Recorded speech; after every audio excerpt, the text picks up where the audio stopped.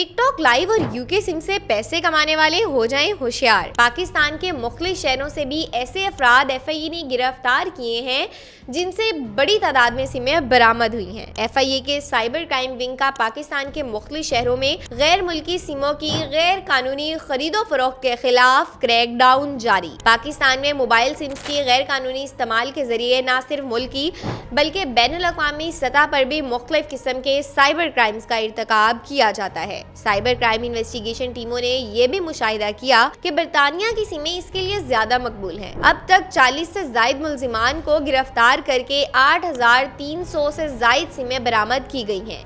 ये सिमें मार्केट में आसानी से दस्तयाब हैं और उनकी प्री एक्टिवेशन और सस्ते नर्ख में मौजूद हैं।